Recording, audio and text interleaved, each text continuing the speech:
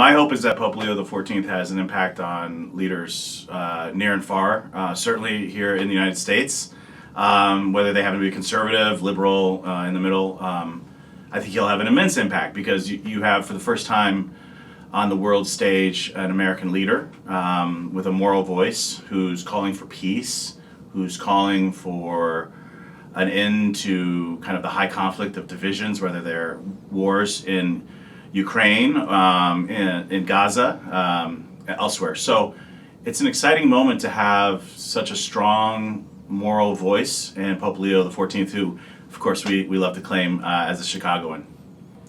Well, I hope things don't remain the same. We find ourselves in an immense era of high conflict, rampant division, a spirit of us versus them kind of run amok. We find ourselves in a nation that's torn asunder by divisions that we've not seen for some time.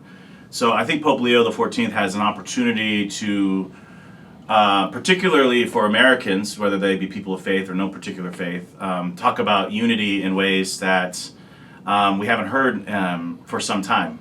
You know, I find it really fascinating that his papal motto, his coat of arms that they released over the weekend, in Latin says, "In illo uno unum." In the one, we are one. You can't help but hear resonance with the American seal, nearly 250 years old, "E pluribus unum." Out of many, we are one. Of course, the Pope is leaning on his rich theological teaching, Catholic social teaching, rooted in the Christian Gospels. The American motto is a civic motto. It's about how do many people become one. So we at Interfaith America are really committed to bridge building for the common good, pluralism for the common good. There's an opportunity for Pope Leo XIV to broaden the conversation. Here you have an American leader. We are proudly claiming him as a Chicagoan. We also know that there are so many in Peru that are claiming him as a son, as a holy father for their communities. We have an American leader who literally crosses borders. And in a time when walls are going up, when scarcity seems to be the calling of the moment, this Pope is sort of building longer tables. He's calling us to a better sense of our own selves. You have this opportunity for an American Pope to speak on the global stage about what moral values look like in a time of division, in a time of want, in a time of fear.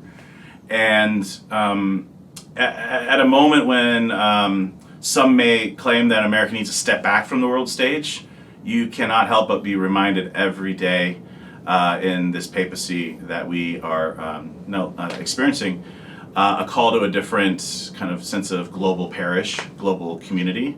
And as an American, I'm very happy to see that. One way to look at the Pope, Pope Leo XIV, is that he might be seen as the pluralist Pope.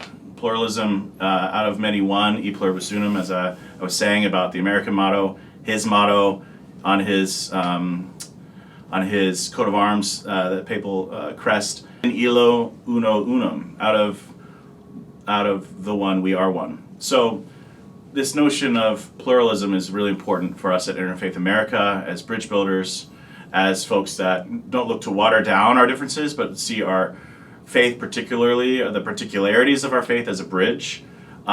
We think of Pope Leo XIV as a bridge builder, as a pluralist, and we're really excited to see how he lives out his vocation on the world stage.